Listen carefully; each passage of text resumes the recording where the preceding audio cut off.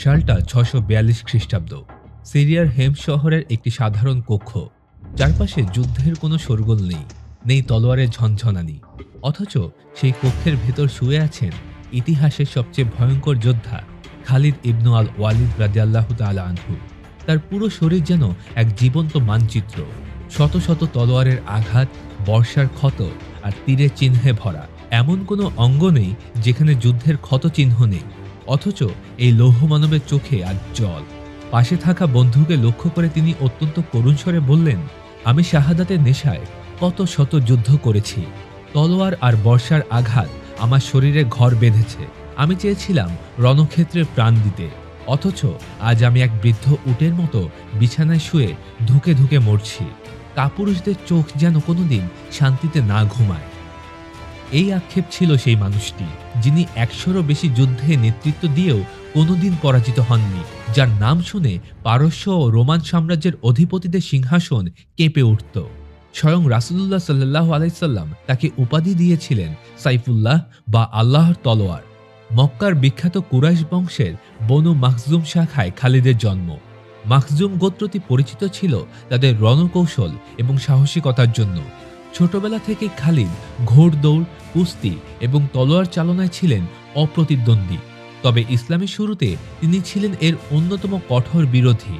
ওহুদ যুদ্ধে মুসলিমদের প্রাথমিক বিজয়ের পর খালিদ তার প্রখর রণকৌশল ব্যবহার করে পেছন থেকে আক্রমণ করেছিলেন, যার ফলে যুদ্ধের মোড়ই ঘুরে গিয়েছিল।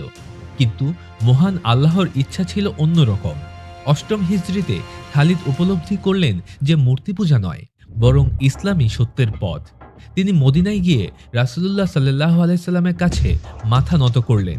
ইসলাম গ্রহণের পর মক্কার সেই দুঃসাহসী যোদ্ধা হয়ে উঠলেন ইসলামের সবচেয়ে শক্তিশালী ঢাল। ইসলাম গ্রহণের পর খালিদ বিন ওয়ালিদের প্রথম বড় অগ্নি পরীক্ষা ছিল মুতার যুদ্ধ। রোমান সাম্রাজ্যের ১,০০,০০০ মতান্তরে ২,০০,০০০ বিশাল বাহিনীর বিপরীতে মুসলিম সৈন্য সংখ্যা ছিল মাত্র ৩,০০০। যুদ্ধের এক পর্যায়ে প্রধান ৩ সেনাপতি একে একে শাহাদাত বরণ করলেন। মুসলিম বাহিনী যখন চরম বিপর্যয়ের মুখে, তখন সেনাপতিত্ব তুলে দেওয়া হয় খালিদের হাতে। খালিদ দায়িত্ব নিয়েই এমন এক অবিশ্বাস্য কৌশল সাজালেন, যা আজ অবধি সামরিক একাডেমিতে পড়ানো হয়। তিনি সৈন্যদের সারি পরিবর্তন করলেন, পেছনের সৈন্যদের সামনে আনলেন এবং ডানে বামে অদল বদল করলেন। এতে রোমানরা মনে করল মদিনা থেকে বুঝি নতুন বাহিনী এসেছে। এই মনস্তাত্ত্বিক কৌশলে তিনি রোমান বাহিনীকে বিভ্রান্ত করে ৩,০০০ সৈন্যের বাহিনী নিয়েই নিরাপদে মদিনায় ফিরে এলেন। এই বীরত্বের জন্যই রাসূল সাল্লাল্লাহু আলাইহি সাল্লাম তাকে সাইফুল্লাহ উপাধিতে ভূষিত করেন। খলিফা আবু বকর রাদিয়াল্লাহু তাআলা আনহু এর আমলে শুরু হয় মহান পারস্য অভিযান। পারস্যের তৎকালীন জেনারেল হরমুজ ছিলেন অত্যন্ত নিষ্ঠুর ও দাম্ভিক। ১,০০,০০০ দিরহাম মূল্যের মুকুট পরতেন তিনি। কাজিমা নামক স্থানে ২ বাহিনী মুখোমুখি হয়। এই যুদ্ধ শিকল যুদ্ধ নামে পরিচিত, কারণ পারস্য সৈন্যরা ভয়ে একে অপরের সাথে শিকল দিয়ে বাঁধা ছিল। খালিদ তার ১৮,০০০ সৈন্য নিয়ে এক দীর্ঘ পথ পাড়ি দিয়ে পারস্য বাহিনীকে বারবার স্থান পরিবর্তন করতে বাধ্য করেন। ফলে বিশাল পারস্য বাহিনী ক্লান্ত হয়ে পড়ে। যুদ্ধে জেনারেল হরমুজ খালিদের হাতে নিহত হন এবং পারস্য সাম্রাজ্যের অহংকার ধুলোয় মিশে যায়। এরপর মাকিল নদীর তীরে জেনারেল কারিনের বিরুদ্ধে যুদ্ধ হয়। কারিনও ১,০০,০০০ দিরহামের মুকুট পরতেন। খালিদের ক্ষিপ্র গতির আক্রমণের মুখে কারিন নিহত হন এবং তার ৩০,০০০ সৈন্য প্রাণ হারায়।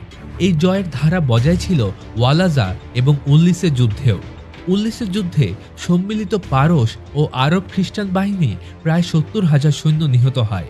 খালিদ বিন ওয়ালিদ জানতেন শত্রুকে অর্ধেক ধ্বংস করে ছেড়ে দেওয়া মানে তারা আবার ফিরে আসবে, তাই তিনি শত্রুকে সমূলে বিনাশ করার কৌশল নিতেন।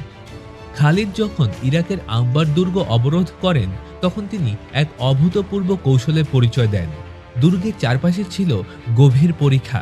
মুসলিমরা কিছুতেই দেয়ালের কাছাকাছি যেতে পারছিলেন না। খালিদ তার দক্ষ তীরন্দাজদের নির্দেশ দিলেন দুর্গের প্রহরীদের চোখ লক্ষ্য করে তীর নিক্ষেপ করতে। বলা হয়, এক নিমিষেই শত্রুদের ১,০০০ চোখ আক্রান্ত হয়েছিল।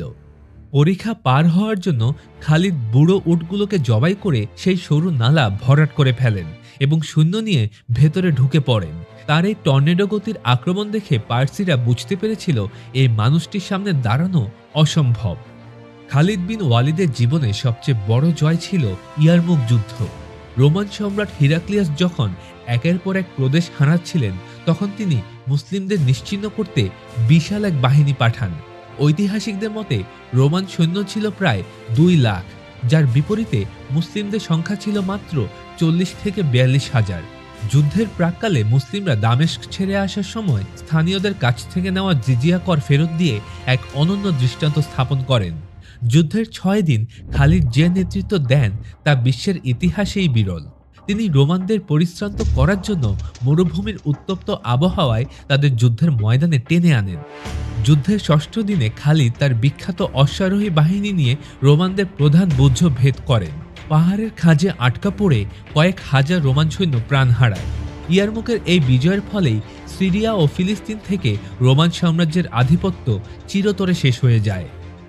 ইয়ারমুক যুদ্ধের ঠিক মাঝামাঝি সময়ে খলিফা ওমর রাদিয়াল্লাহু তাআলা আনহু-এর পক্ষ থেকে একটি পত্র আসে। সেখানে খালিদকে সেনাপতির পদ থেকে অব্যাহতি দেওয়ার নির্দেশ দেওয়া হয়। কারণ হিসেবে খলিফা মনে করেছিলেন সাধারণ মুসলমানরা বিজয়ের জন্য আল্লাহর চেয়ে খালিদের ওপর বেশি ভরসা করতে শুরু করেছিল। যে কোনো সাধারণ সেনাপতি হলে হয়তো বিদ্রোহ করতেন, কিন্তু খালিদ ছিলেন অন্য ধাতুর তৈরি। তিনি মুচকি হেসে বললেন, আমি ওমরের জন্য যুদ্ধ করি না, আমি ওমরের রবের জন্য যুদ্ধ করি।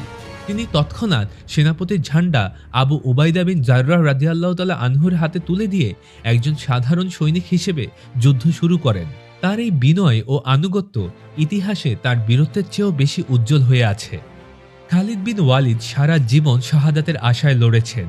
তিনি বলতেন, এমন কোনো রাত আমার কাছে বেশি আনন্দদায়ক ছিল না যখন আমি বৃষ্টির মধ্যে ঘোড়ার পিঠে বসে শত্রুর জন্য অপেক্ষা করছি, অথচ নিয়তি তাকে রণক্ষেত্রে মরতে দেয়নি। 642 সালে যখন তিনি শেষ নিঃশ্বাস ত্যাগ করেন, তখন তার সম্পত্তি বলতে ছিল কেবল একটি ঘোড়া এবং নিজের ব্যবহার করা কিছু অস্ত্র। ইসলামের এই মহান সেনাপতি কোনো স্বর্ণমুদ্রা বা প্রাসাদ রেখে যাননি। তিনি রেখে গিয়েছিলেন এক বিশাল সাম্রাজ্য এবং সাহসিকতার এক অমর উদাহরণ। খালিদ ইবনু আল ওয়ালিদ এমন এক নাম যা আজও প্রত্যেকটা মুসলমানের হৃদয়ে সাহসের সঞ্চার করে। তিনি ছিলেন একজন দক্ষ কৌশলবিদ, একজন কঠোর যোদ্ধা এবং সর্বোপরি আল্লাহর প্রতি একনিষ্ঠ এক বান্দা। মক্কার ধূলিকণা থেকে শুরু হওয়া তার এই যাত্রা হেমসের মাটিতে সমাপ্ত হলেও তার রণকৌশল আজও বিশ্বের নামিদামি সামরিক একাডেমিতে গবেষণার বিষয়। তিনি প্রমাণ করেছেন যে সংখ্যায় কম হয়েও সঠিক কৌশল এবং দৃঢ় বিশ্বাসের মাধ্যমে বিশ্ব জয় করা সম্ভব।